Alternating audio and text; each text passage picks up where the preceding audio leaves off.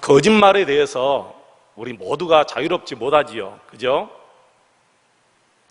그럼에도 불구하고 우리 하나님은 정직해야 된다, 거짓을 버려야 된다, 그렇게 말씀하십니다.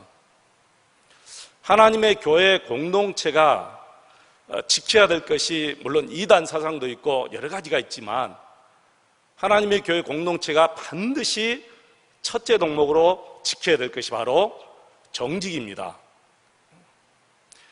교회에서 이 정직이 허물어지면 모든 기둥이 다 허물어진다라고 얘기합니다. 그래서 우리 하나님께서 세우신 이 교회가 정직할 수 있도록 하기 위해서 아나니와 삽비라 사건을 통해서 우리에게 큰 교훈을 주고 그 사건을 목격한 모든 사람들과 목격하지 모든 사람들에게 하나님께서 크게 두려움이 주었다, 두려움이 임했다, 그렇게 말씀했습니다. 거짓말을 두려움으로 생각하고 하지 말라는 것이지요. 거짓말이 하나님 앞에 얼마나 큰 죄인가를 두려움으로 깨달아 알아라, 그런 말씀입니다. 그래서 우리 주님께서 교회가 거짓이 없는 정직함이 얼마나 중요한가를 이 아나니와 삽비라 사건을 통해서 보여주신 것입니다. 하나님의 교회는 한 사람의 개인이 어떤 인간적인 야심을 가지고 인정받고 세움을 받고자 하는 것이 아닙니다. 또한 서로 비교하면서 경쟁을 하는 것도 하나님의 교회의 바람직한 현상이 아니지요. 하나님의 교회는 오직 서로 도와주며 서로 이루하며 서로 세워주는 것이 하나님의 교회입니다. 그런데 이 아나니와 삽비라 부부는 자기들을 누구와 비교했느냐 하면 요셉과 비교한 거예요. 요셉이 자신의 모든 재산을 다 내어놓고 모든 성도들에게 존경받고 인정받는 것을 보고 자기들도 그런 인정과 존경을 받고 싶은 거예요. 그래서 재산을 팔아서 사도들 앞에 드렸습니다. 절반은 숨겨두고 다 드렸다고 속였습니다. 사실 속일 필요도 없지요. 그죠, 여러분? 사도들이 그들에게 재산을 팔아서 드려라, 그러면은 정말 내키지 않기 때문에 억지로라도 드리면서 우리가 속일 수도 있어요. 속일 수도 있어요. 그런데 속일 수 없는 이유는 오로지 자신들이 스스로 한 일이거든요. 그래서 절반을 드리고 절반을 드리지 않아도 사실 자유로운 문제예요. 그래서 속일 필요가 없었는데 요셉처럼 인정받고 싶은 그 마음 때문에 경쟁심에서 결국에는 거짓말을 한 거예요. 우리 하나님은 정말 거짓을 싫어합니다. 거짓말을 싫어합니다. 그냥 싫어하실 정도가 아니라 매우 싫어하시는 것을 볼 수가 있죠. 왜냐하면 거짓은 마귀의 아비가 하는 일이다, 그렇게 성경은 정지하고 있거든요. 마귀가 하는 일이 거짓말입니다. 그래서 하나님이 정말 이 거짓말을 싫어해요. 하나님이 세우신 교회를 무너뜨리기 위해서 마귀가 이 부부를 이용해서 거짓말을 하게 한 거예요. 그래서 거짓을 싫어한 것입니다. 우리는 인간적인 생각에 이런 큰 일을 당하면 정말 이 교회 이제 큰일 났다, 그 교회 누가 무서워서 가겠느냐, 이렇게 우리가 생각할 수가 있어요. 그러나 성경을 보면 오히려 교회 내부에 이런 사단의 역사가 제거되면서 사도를 통해서 더 큰 은혜와 성령의 역사가 물붓듯이 일어나는 것을 우리가 볼 수가 있습니다. 12절 말씀 보시면 사도들의 손을 통해서 민간의 표적과 기사가 많이 일어났다 그랬어요. 믿는 사람들은 성전 솔로몬 행각에 모여서 주의 말씀을 듣고 하나님을 찬양했다 그랬습니다. 14절 말씀 보시면 믿고 주께로 나오는 사람들이 더 많아졌습니다. 남녀의 큰 무리가 모였다고 했습니다. 심지어 병든 사람을 메고 거리에 나가서 베드로 사도가 지나가면 그 그림자라도 덮일까 봐 계속해서 그 환자들을 데리고 따라간 거예요. 그래서 수많은 병자, 더러운 귀신들이 다 떠나갔습니다. 그리고 다 나음을 얻었습니다. 사도들로 인한 이런 능력의 역사가 왜 이렇게 계속해서 나왔느냐 하면은 교회가 정직하기 때문에, 거짓을 완전히 버렸기 때문에, 교회가 순결하기 때문에 이런 놀라운 역사가 일어난 거예요. 근데 여러분, 하나님의 역사만 이렇게 강력하게 나타난 것은 아니죠. 반드시 하나님의 역사, 성령의 역사에는 이것을 방해하는 사탄의 역사도 언제나 강력하다는 것을 우리가 분명히 알아야 됩니다. 17절을 보시면 대제사장과 그와 함께 있는 사람, 즉 사두개인의 당파가 마음에 뭐가 가득했다 했어요? 시기가 가득했다 그랬어요. 마음에 시기가 가득했다. 많은 군중들이 자기들에게 오지 않고 사도들에게 가기 때문에 마음에 시기가 가득한 거예요. 여러분, 시기심은 마귀가 주는 마음이거든요. 성령이 주는 마음은 시기가 아니고 뭘까요? 오히려 칭찬입니다. 그리고 오히려 남을 세워주고 자기는 쇠퇴해 가는 거예요. 그래서 세례 요한이 우리 예수님 앞에서 그렇게 얘기합니다. 그는 흥해야 되겠고 나는 쇠해야 된다. 이것이 성령의 마음이에요. 여러분, 세례 요한이라고 사람이 아닙니까? 세례 요한이라고 자존심이 없겠습니까?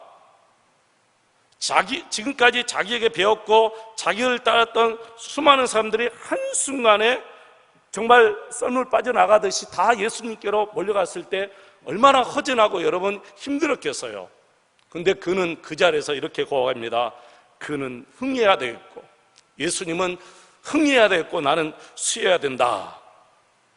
마음에 시기가 가득한 것은 사탄이 주는 마음이에요. 세례 요한처럼 남을 높이고 오히려 자기가 낮아지는 것은 성령이 주시는 마음인 줄로 믿습니다. 그래서 그들이 결국에는 마음의 시기가 가득해가지고 사도들을 잡아서 옥에 가둡니다. 이렇게 함으로써 하나님의 말씀의 역사가 중단될 줄 알았어요. 여러분, 이것이 마귀의 장난이지요.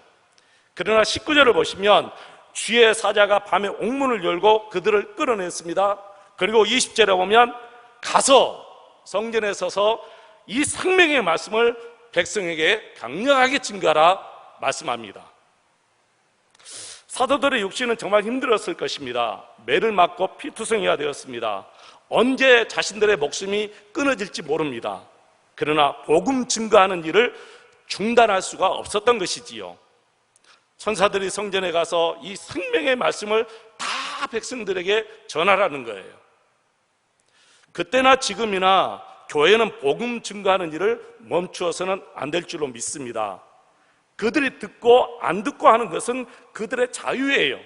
그러나 우리가 할 일은 복음 증거입니다. 이 생명의 말씀을 전하는 것은 우리가 중단할 수가 없는 일입니다.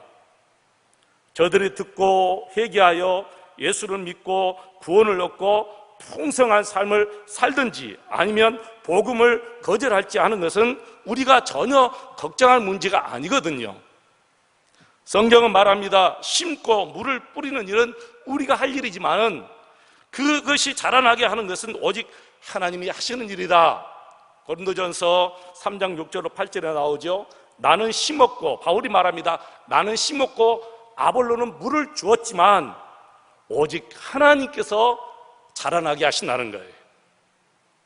사실 여기에 있는 우리 모두를 살펴볼 때 우리 역시 누군가가 전해준 이 복음을 듣고 결국에는 주님 앞에 나와서 우리 구원의 길을 알고 하나님과 예수님이 어떤 분인 것을 알았잖아요. 정말 이것을 생각하면 얼마나 감사한지 모르겠어요. 만약에 내가 복음을 받아들이지 못하고 지금 내가 사회에서 산다면 내가 어떻게 살까 생각하면 정말 무섭고 끔찍하고 내 삶이 어떻게 흘러갔을까 정말 아찔합니다. 정말 아찔해요. 그래서 지금 생각하면 무엇이든지 하나님의 말씀이라면 다 순종해야 되겠다.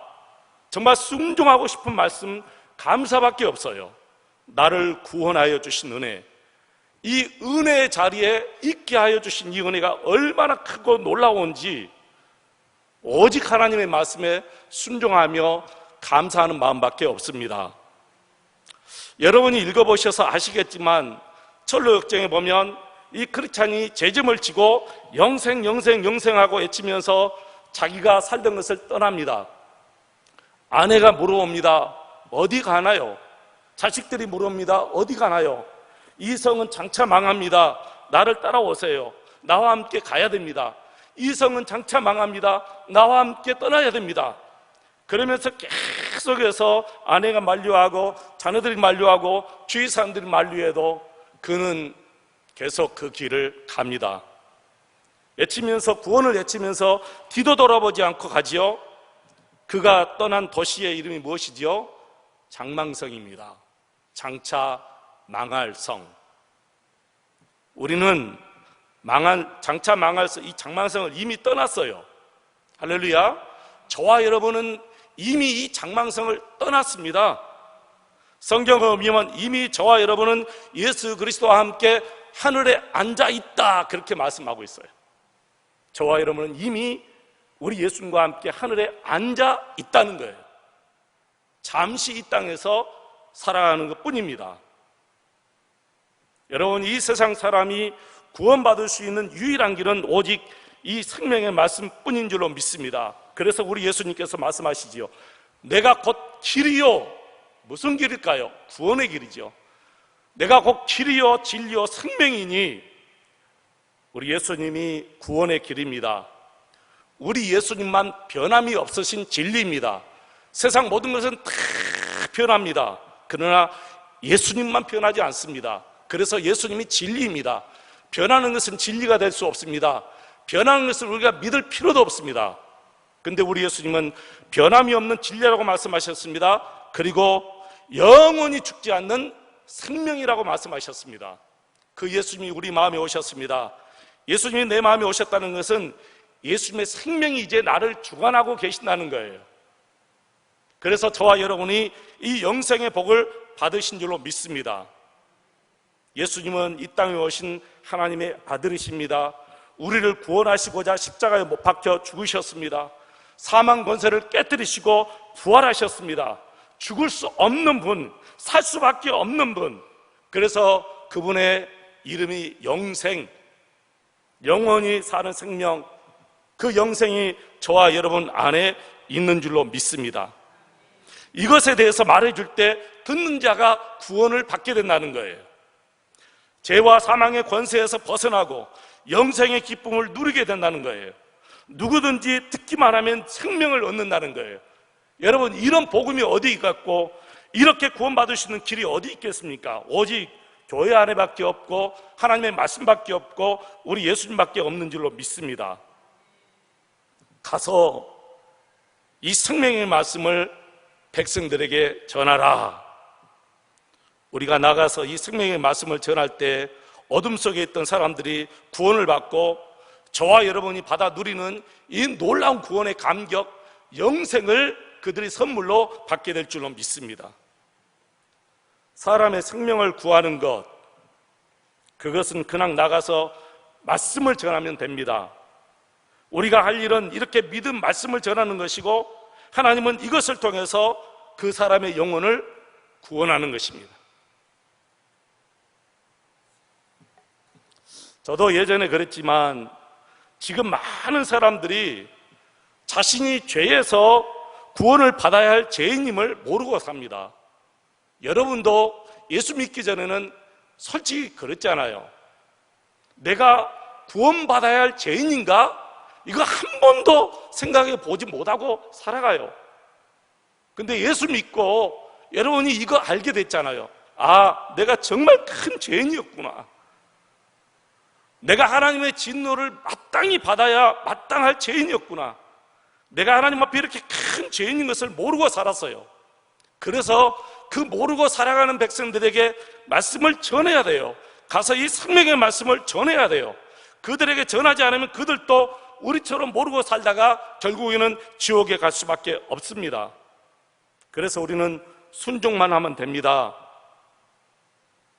저들의 마음을 여는 것은 성령 하나님이 여시는 것이고 저들이 말씀을 받아 듣고 안 듣고 하는 것은 성령 하나님께서 하시는 일이에요. 우리는 사도들처럼 무조건 담대하게 말씀만 증거하면 됩니다. 근데 이 담대함이 사실 우리 마음속에 없습니다. 사람 안에는 이 담대함이 나오지를 않습니다. 이 담대함은 우리 성령님께서 주시는 거예요. 성령 안에서 성령으로 충만한 자만이 이런 담대함을 가질 수가 있습니다.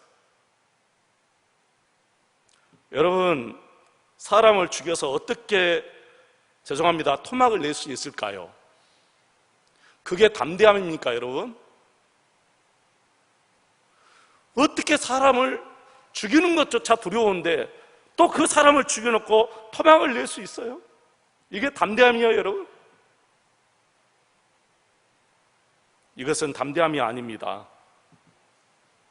말씀을 증거해서 그 말씀을 받아들이는 사람이 있고, 말씀을 증거해서 오히려 그 말씀을 손가락질하면서 조롱하고, 그리고 오히려 그 사람을 막 욕하면서 능욕하고 때리고, 심지어는 감옥에 가두고, 심지어는 그 사람을 죽이는 사람들이 있는데, 그런 사람들 앞에서도 담대하게 이 생명의 말씀을 증거하는 것이 바로 성령 안에서 나오시는 줄로 믿습니다. 성령 안에서 성령으로 충만한 자만이 이런 담대함을 가질 수가 있는 거예요. 사도들을 보시기 바랍니다. 공회 앞에서 세워놓고 신문할 때 사도들이 뭐라 했습니까? 29절에 보니까 사람보다 하나님께 순종하는 것이 마땅하니라. 너희 말을 듣는 것보다 하나님 말씀 듣는 것이 마땅하니라. 그러면서 너희가 나무에 달아 죽인 예수를 우리 조상의 하나님이 살리시고 이스라엘에게 회개함과 제사함을 주시려고 그를 오른손으로 높이사 임금과 구주로 삼으셨느니라. 사도들은 자기들 해치로 때리는 그들을 두려워하기는커녕 오히려 예수를 죽인 그들의 죄를 드러내고 하나님이 예수를 다시 살리셨으니 이제 회개하고 제사함을 받으라고 담대하게 이 생명의 말씀을 증거하는 거예요.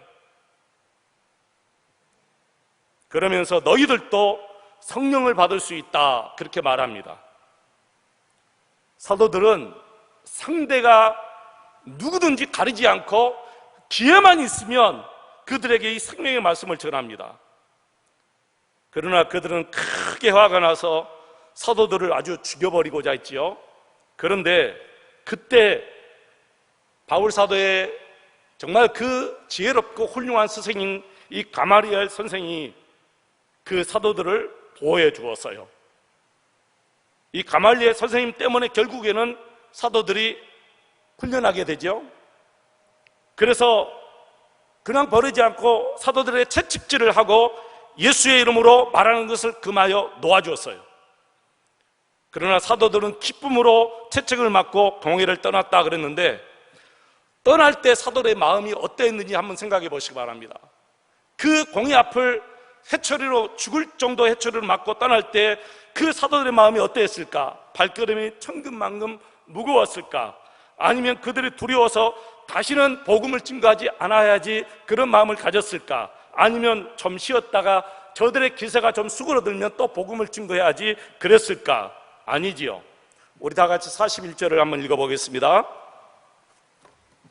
41절 말씀, 5장 41절 다 같이 읽겠습니다. 시작.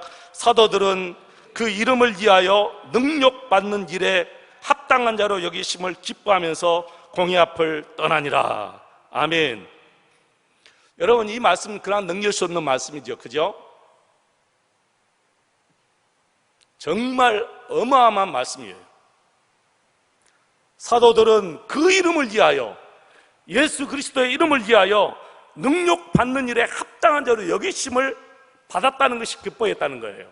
이게 놀라운 말씀이에요. 능력받는 일에 합당한 자로 여기심을 기뻐하면서, 능력받는 일. 여러분, 솔직히 저도 그렇고 여러분도 그렇고 우리 모든 사람들이 이런 일에 합당한 자로 여김받는 것 수치스럽고 부끄러워서 고개도 못 들고 다닐 거예요. 저는 능력받는 건 마땅해, 그랬을 때 얼마나 여러분 수치스럽습니까? 반대로 저분은 저 자리에 속어도 남을 뿐이야. 저분은 정말 저 자리가 어울려. 저분은 저기에 합당한 분이야. 이런 역임을 받으면 기쁘지요, 여러분. 솔직히 얼마나 기쁘겠어요. 저분 정말 저 자리에 마땅히 서야 될 분이야. 저분은 정말 훌륭한 분이야. 저분은 저 옷이 너무너무 잘 어울려. 저 자리가 너무너무 어울리는 분이야. 정말 이렇게 우리가 역임을 받아야만 우리가 기쁘고 행복하고 좋지. 누가 이렇게 능력받는 일에 합당한 자로 역임받는 것이 기뻐하는 사람이 세상에 어디 있겠습니까? 그런데 사도들은 능력받는 일에 합당한 자로 역임이 너무너무 기뻐했다는 거예요. 누구 때문에? 예수 그리스도 때문에. 솔직히 이것은 부끄러운 일이 아니에요. 우리가 잘못해서, 내가 실수해서 능력받고, 내가 실수해서 잘못해서 수치스러움 받는 것은 솔직히 기쁜 일도 아니고 드러낼 일도 아니고 정말 감추고 싶은 일이에요. 그런데 예수 그리스도를 위해서 이렇게 능력받는다면 여러분 기뻐하시기를 축원합니다. 그래서 우리 예수님이 팔복을 설명할 때 의를 위해서 핍박을 받는 복이 있도다. 하늘나라가 그들의 것이다. 그렇게 말씀하셨어요. 하늘나라의 상급이 그도다고 말씀하셨어요. 사도들은 그 말씀을 다 기억하고 있어요. 예수님의 말씀을 다 기억하고 있는 거예요. 의를 위하여 핍박을 받는 자는 하늘의 상급이 있을 것이다. 여러분은 사회에서 옳다고 인정받을 때 기쁘지요. 그러나 예수님을 증거하면서 받는 그 능력이 있다면 더 기뻐하시기를 축원합니다. 어떻게 이런 마음이 들 수가 있지요? 이런 마음이 어디서 여러분 생겨나지요? 이런 다짐이 여러분 내 마음에 다짐한다고 이런 마음이 생기겠어요? 아니죠. 이건 다짐한다고 생기는 마음이 아니에요. 이것은 정말 성령 안에서 성령 충만하면 누구나 다 이런 마음을 가지게 될 줄로 믿습니다. 우리 하나님은 저와 여러분 모두를 사랑하십니다. 누구는 더 사랑하고 누구는 더 많이 사랑하고 아니요. 부모는 솔직히 그렇습니다. 내 몸에서 난 자식도 더 사랑하고 더 사랑하는 자식이 있어요. 근데 우리 하나님은 모든 하나님의 자녀들을 정말 한치 오차도 다 사랑하셔, 똑같이 사랑하셔요. 근데 이상하게 성령의 역사하심에 나타남은 너무너무 다른 거예요. 왜 그러지요? 하나님의 사랑은 똑같은데 왜 성령의 역사하심은 다 여러분 다르게 사람을 통해서 나타날 수가 있죠?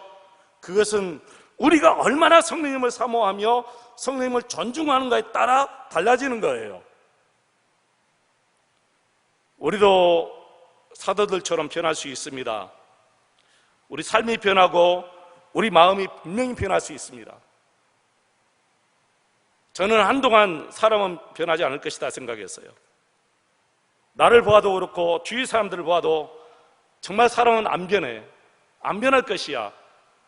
그게 한동안 제 머리를 떠나지 아니했어요.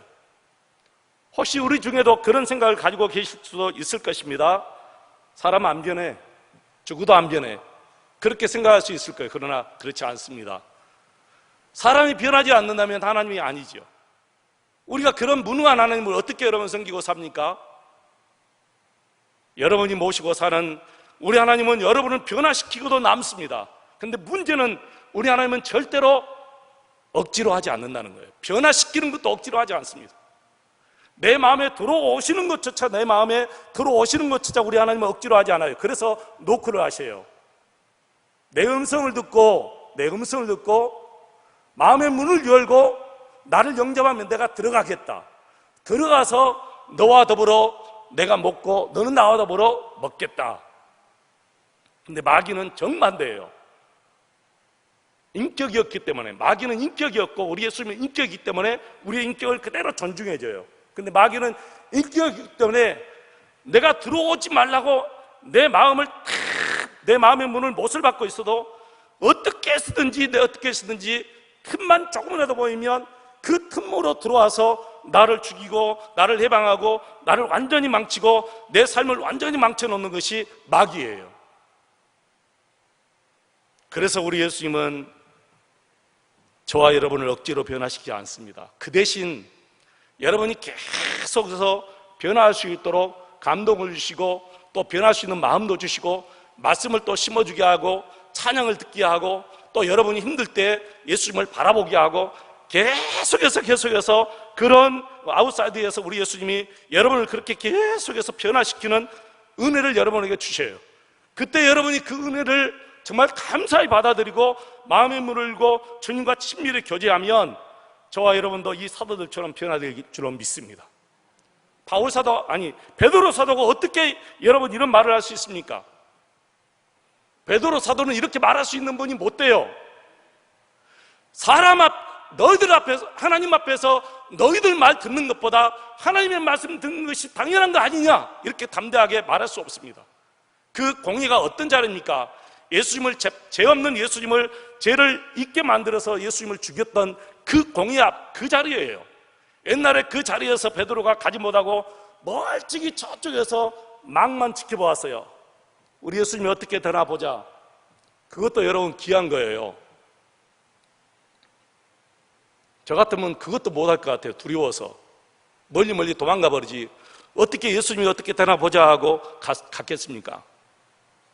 그것은 베드로가 예수님을 사랑한다는 증거예요. 베드로 마음속에 예수님이 계신다는 거예요. 비록 베드로가 부인했지만 그 베드로가 부인한 것은 마음이 너무 연약해서 부인했지 실제로 나 예수님 정말 모른다고 진심으로 부인한 것은 아니거든요. 그래서 결국에는 그가 이렇게 변화된 거예요. 그런 베드로가 똑같은 그 사람들 앞에서 어떻게 그렇게 자신 있게 사람 말 듣는 것보다 하나님 말씀 듣는 것이 당연하다 이렇게 자신 있게 얘기할 수 있겠느냐는 거예요. 목숨을 내놓고 얘기하는 거예요. 그리고 매를 맞고 그 자리에 떠나면서 하나님 앞에 이렇게 말합니다. 하나님, 내가 예수님을 위해서 능력받는 것 나에게 합당히 여겨주신 것이 너무 감사합니다. 이것도 하나님의 은혜라는 것이지요. 아무나 예수님을 위해서 능력받을 수가 없다는 뜻이에요, 여러분. 아무나 예수님을 위해서 능력받을 수 없다는 거예요. 나는 저와 여러분이 예수님을 위해서 분명히 능력받을 수 있는 그런 시대에 태어났다면 우리 예수님이 저와 여러분에게 능력받을 수 있는 그런 은혜도 분명히 주실 줄로 믿습니다. 주셨을 거예요. 저는 믿습니다. 왜? 하나님이 택하셨고 하나님이 인도하셨고 하나님이 저와 여러분을 이끌어 가시기 때문에 분명히 그렇게 하셨을 거예요. 말씀을 정리합니다. 사랑하는 성도 여러분, 생명의 말씀을 전하는 것, 전할 수 있다는 것이 얼마나 감사한 일인지 모릅니다. 이것은 부담이 아니고 이건 짐도 아닙니다. 오히려 여러분 특권입니다. 이 특권을 누리면서 살아가시기를 주의 이름으로 축원을 드립니다. 우리 하나님이 우리에게 이 생명의 말씀을 맡기셨어요. 이 하나님의 말씀을 우리가 증거하는 것은 정말 이 세상에서 가장 위대한 일입니다. 여러분 용서하고 들으시길 바랍니다. 여러분이 세상에서 큰 63층 빌딩, 120층짜리 빌딩을 짓는다 할지라도 이 생명 밖에 나가서 생명 증거하는 일보다 더 위대한 일이 될 수가 없어요. 여러분 자녀들이 너무너무 지혜로워서 앞으로 저 달나라에 간다 할지라도 솔직히 그것보다 이 생명 증거하는 것이 더 위대한 일이에요. 여러분 믿으시지요? 아멘 안 하십니까? 여러분 자녀들이 정말 우주 달나라 가는 일보다 더 위대한 것이 이 복음 증거하는 일이다니까요. 세상에서 복음 증거하는 일보다 더 위대한 일은 저는 없다고 생각해요. 그런데 이런 특권을 저와 여러분에게 주셨기 때문에 이 특권을 누리면서 복음 증거하면서 날마다 살아가시기를 축원합니다. 여러분 직접 전도지를 가지고 복음 증거하지 못한다 할지라도 직장에서 삶의 일대에서 누구든지 여러분을 볼 때 저분 목포세안교회 너무너무 존귀하신 장로님이야, 저분 목포세안교회 너무너무 존귀하신 집사님이야, 권사님이야, 이런 소리 듣게 되시기를 주의 이름으로 축원을 드립니다. 그게 뭐예요? 그게 전도예요. 그래서 어떤 분이 그러더라고요. 얼굴이 전도지다 그러는데 정말 여러분이 정말 전도지인지 스스로 한번 생각해 보시기 바랍니다. 나는 정말 전도지로 살고 있는지 한번 스스로 생각해 보시기를 축원합니다.